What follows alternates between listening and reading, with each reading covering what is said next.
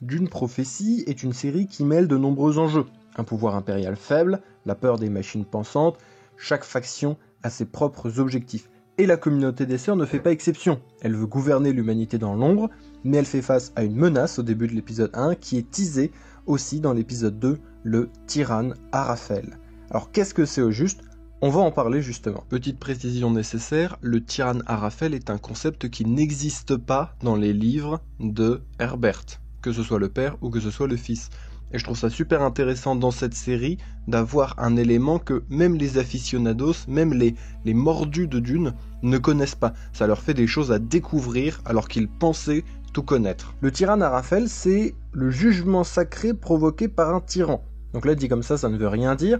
C'est un événement, ce n'est pas une personne, c'est l'incarnation de la fin des temps. On va décomposer cette phrase pour essayer de l'analyser. Tyranne Araphel. Le premier mot pourrait être une référence au tyran qui exerce la tyrannie, mais le fait qu'il y ait un i et pas un y indique que c'est peut-être autre chose, peut-être que c'est un nom propre, qu'il n'a aucun rapport. Toujours est-il que Araphel, là ça a une signification précise et réelle, c'est de l'hébreu qui signifie brouillard, ou plutôt nuage épais ou sombre, ténèbres, profonde obscurité, brouillard, nuée. Voilà, il y a plusieurs sens, mais ça vous donne l'idée générale. Maintenant on va supposer que dans tyranne Araphel, le tyranne c'est le tyran qui exerce la tyrannie.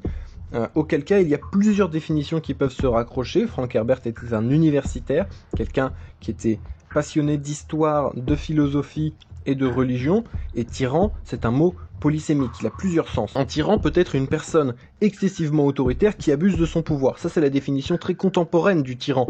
Donc là, pensez à votre patron, à votre belle-mère, au manager faux cul qui est tout sourire devant le boss et qui vous fait cravacher comme des dingues. Ça, c'est la définition qui me fait penser moi à Yaviko Corino, c'est un empereur faible, et comme il est faible, et que la violence est le dernier refuge de l'incompétence, il résout ses problèmes par la violence. C'est comme ça qu'il soumet les Riches, en utilisant Desmond Hart pour torturer en fait le seigneur Riches, et ainsi non pas le rallier à sa cause, mais le soumettre par la force.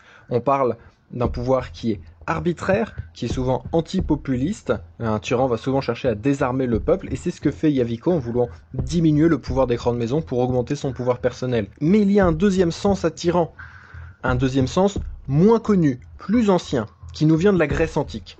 Le tyran, dans la Grèce antique, c'est un particulier qui a obtenu le pouvoir de manière illégitime, souvent par la force. Et ce n'est pas un terme péjoratif. C'est ça qu'il faut comprendre. Tyran, c'est un type de dirigeant, comme peut l'être un président ou un roi.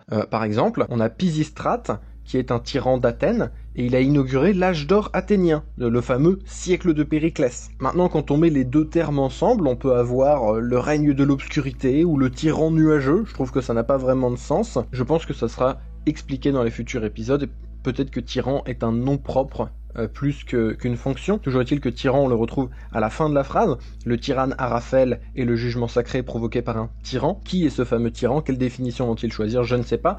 Maintenant, on va parler du jugement sacré. On va parler d'eschatologie, étude de la fin des temps. Dune est profondément philosophique, plein de religions, plein de mysticisme. La religion Fremen est très inspirée de l'islam. La Bible catholique orange est un mix de plusieurs religions. Le jugement sacré, ça peut aussi avoir plusieurs sens. Il y a un sens qui est celui du jugement de Dieu, qui est celui de l'ordalie, qui je pense n'est pas le bon. Donc pour rappel, une ordalie, c'était une forme de procès à caractère religieux qui venait des coutumes des Francs, et on soumettait le suspect à une épreuve douloureuse, voire mortelle, et Dieu intervenait pour le déclarer coupable ou innocent. Donc là on peut penser par exemple à Viking. Il y a un prédicateur chrétien dans la série Viking qui vient pour convertir Kattegat, et il doit porter une barre de fer rouge sur plusieurs pas, et si Dieu le protège, alors il y aura conversion. En l'occurrence ça échoue.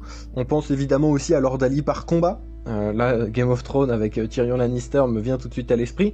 Je ne pense pas qu'on soit dans ce genre de registre, quand on parle de jugement sacré pour le cadre d'une prophétie. Je pense pas qu'on parle d'ordalie. Je pense qu'on parle plutôt de jugement dernier. Donc le jugement dernier, c'est le jugement de Dieu sur les actes, les paroles et les intentions.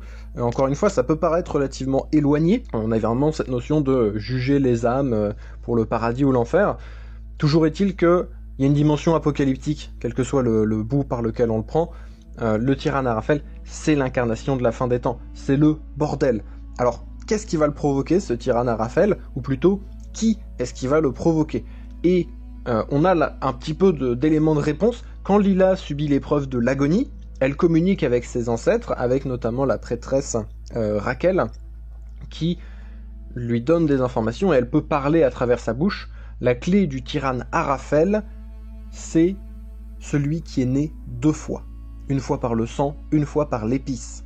C'est un revenant affublé de cicatrices, une arme née de la guerre qui marche sur un chemin trop court.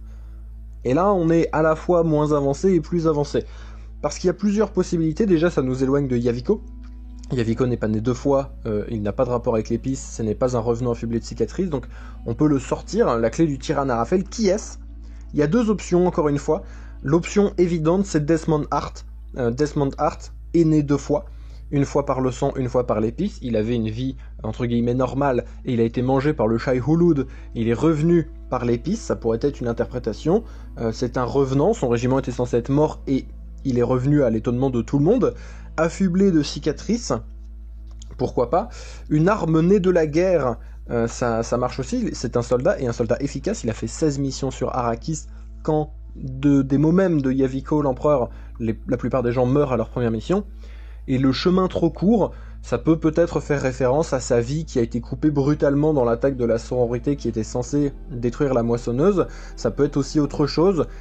Et évidemment, quand on parle de chemin dans Dune, on pense à ce qui va être la deuxième option, à savoir le sentier d'or, le chemin doré. L'autre option, c'est Paul Atreides. Et là, on est sur une théorie qui est que Dune Prophétie est liée à Dune parce que c'est le même univers. Il est possible que la communauté des Serfs se trompe de futur, qu'elle se trompe dans ses visions et qu'elle ait vu les événements de Dune, en vérité. C'est une possibilité, c'est une théorie. Peut-être qu'ils se trompent complètement et que ce qu'ils ont vu, le tyranne Arafel, peut-être qu'en fait ça va arriver dans 10 000 ans, qui parle de Paul Atreides, qui fout un bordel génétique, qu'il voit les événements liés donc à l'Étau 2, au Sentier d'Or. Ça enlèverait beaucoup d'intérêt à la série, selon moi, mais c'est quelque chose de possible. On sait que le Bene Gesserit mène une lutte acharnée contre Paul, puis contre l'Étau 2e du nom, et peut-être que ça vient de là, peut-être que ça vient des visions apocalyptiques. C'est une option, pour moi on est plus sur du Desmond Hart, mais c'est une option. Il y a aussi une 3e possibilité qui là n'est pas excluante, peut-être que ça va être lié à Desmond Hart, qui est le retour de l'intelligence artificielle et de l'apocalypse via la guerre contre les machines pensantes. On rappelle que les machines pensantes, c'est une menace qu'a affronté l'humanité dans l'univers de Dune. Ils ont vaincu les machines pensantes, mais à un prix que vous n'imaginez pas, c'est-à-dire que c'est pas trop dit dans la série, mais il y a eu des dizaines de génocides et des milliards de morts. Ça a été un immense bordel avec des familles entières de nobles qui se sont sacrifiés, etc. Et cette peur, elle imprègne encore l'univers de Dune. Il y a qu'à voir la réaction des gens quand le gamin a un petit lézard qui est considéré comme une machine pensante, ça fait flipper tout le monde, il finit avec un coup de couteau, et c'est entre autres pour ça que le gamin ensuite s'est fait tuer. Donc les gens ont encore très peur des machines pensantes. Peut-être qu'on va avoir une fin du monde liée à un retour éventuel d'une IA, à un retour des machines pensantes, surtout que Arafel, c'est aussi lié dans les livres de Dune, Messie, Dune, les hérétiques de Dune, les livres qui ont suivi l'histoire de Paul Atreides et de ses enfants, il y a mention d'Arafel avec les Ixiens, avec des petites choses comme ça, mais là je ne suis pas expert, c'est plus du teasing, je vous invite à faire vos propres recherches. Toujours est-il qu'on a un petit peu décortiqué cette notion de tyranne Arafel. Si ça vous a plu, n'hésitez pas à vous abonner, c'est super pour moi, tout simplement, et à passer sur le Discord de Dune Awakening France, qui est un jeu qui va sortir sur l'univers de Dune. Ça va être un MMO, ça va être génial, on pourra jouer tous ensemble, il y a plein de guildes, dont la mienne. Rejoignez-nous, et à très vite.